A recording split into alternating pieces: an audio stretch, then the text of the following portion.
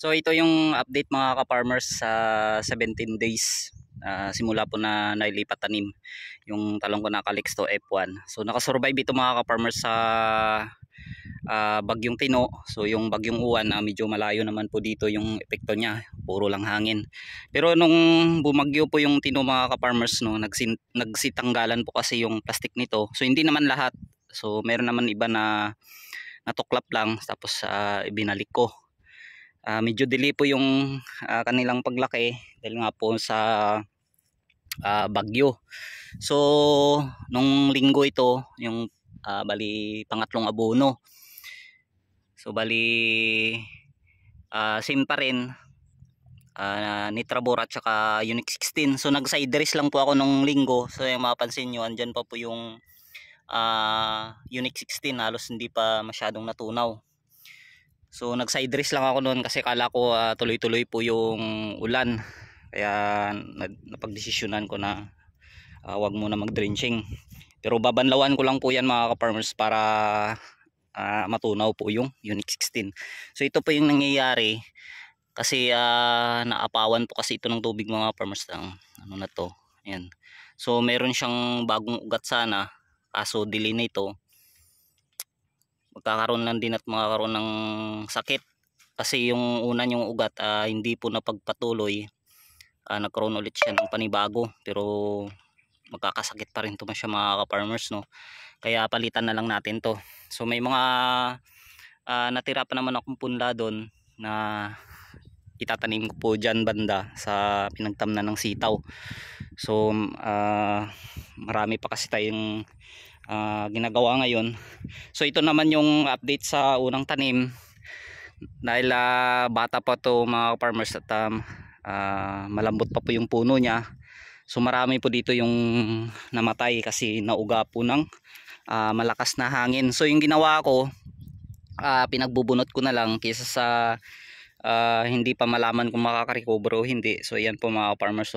So kahit na may poste at saka may mga tali, so kaya pa rin siyang ugain ng hangin. Kaya yung kanyang puno lumambot at yung mga ugat niya nakanda putol.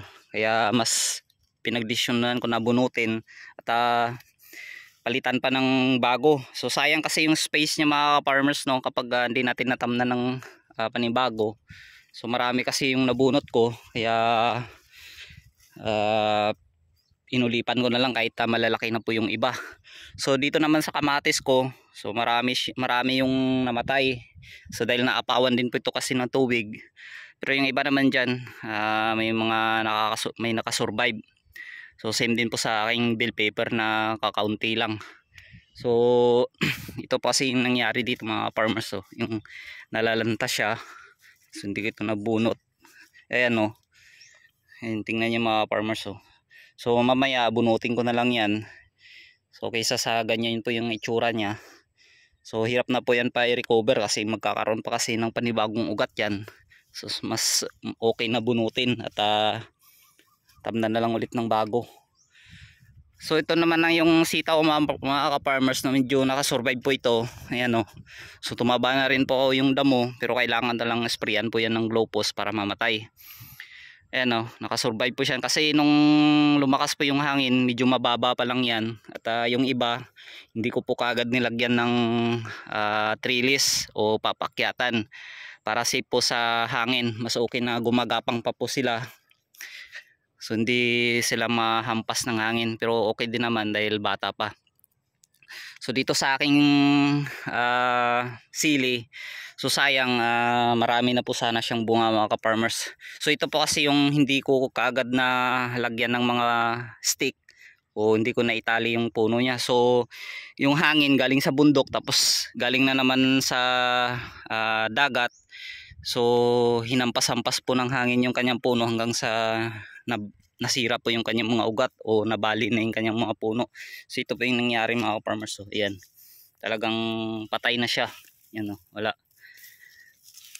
tayong magagawa dyan mga ka-farmers. Talagang kalikasan no, o bagyo.